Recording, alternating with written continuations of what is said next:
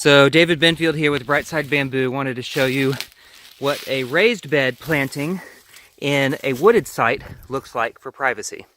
So we had a challenging situation here. This is North Chatham County, North Carolina, just south of Chapel Hill, where privacy screen was wanted, but it was in a wooded area with lots of rocks, as you can see. So our normal method of rhizome trap, or really more appropriately a pruning trench, is not going to work here with all of the rocks. We wouldn't be able to do it. So we've put in a series of raised beds, as you can see here. They're at least a foot tall above ground level with about a 4-inch deep trench around it. I'm not sure the video can really pick it up. And then we've installed some shade-loving bamboos. This tall one here, which we have most of them, is temple bamboo. It's really the only readily available bamboo that can get tall, which is what the client wanted, some height on it in a shady area. Most of the tall bamboos really prefer sun. So temple bamboo, very popular bamboo this year. We actually are sold out of it right now. We'll get that height, but it's not that great. It doesn't have a lot of branches on the lower half. There's a small one, but that's a pretty good example. So we brought in some understory bamboos. This one is one that's called Endocalamus tessellatus, giant leaf bamboo or big leaf bamboo. This is Salsa palmata right here. But I think what we'll find is that those plants are going to fill in underneath. Sorry about that. There are all these bugs flying around me, and I think I inhaled one. But these smaller plants are going to fill in. This is a smaller version of that same one, big leaf bamboo.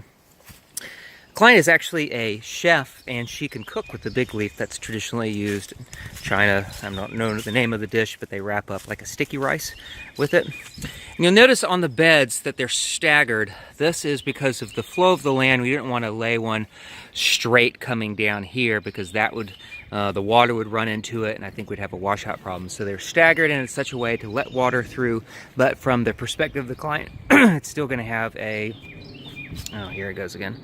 Okay, gnats or something. Still going to have a continuous line from where the house is. So that's how you do this technique. It works not only in shade, it works in the sun as well. If you have an area that you're wanting to plant bamboo, you don't want to trench down, you don't want to have an open trench that's 12 inches deep, then this is a good technique. It is a little bit, it's definitely more work than just doing a pruning trench, but I think it works out really well. It does give some additional height to your plantings as well, so you get an extra foot or so out of it, out of those plants. I guess I should describe why this works. Bamboo rhizomes are quite shallow, so when we're putting this in, we'll mostly use topsoil. We'll pack it down quite a bit when we're first putting the first layers down through here. So first, I say about 6 inches, we pack down quite a bit with our feet and with tampers. And then the top layers, we pack down on the sides just to try to get it as steep as possible, but it's much looser at the top. We tend to do more rich soil on top, so more compost on top. And then we've used here a double shredded hardwood mulch. So this is, we use double shredded instead of triple shredded, which is what's mostly used in landscaping, because the double shredded will last longer, and the main purpose of the mulch, besides keeping down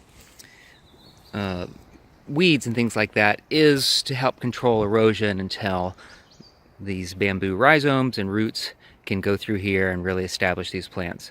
So we want to encourage the bamboo to stay on top.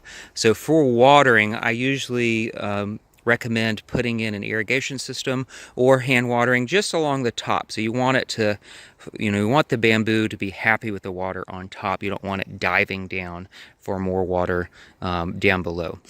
And if you were installing an irrigation system, the easiest thing to do is to put a soaker hose along the top, but that's going to be, depending on, that works best if your plants are quite close together. Like these are quite close, and I should say this, the reason why these are so these plants are not spaced evenly is because with bamboo, you want to put it where it's going to make the maximum impact. So from the angles of the neighbor's house, through the windows and things like that.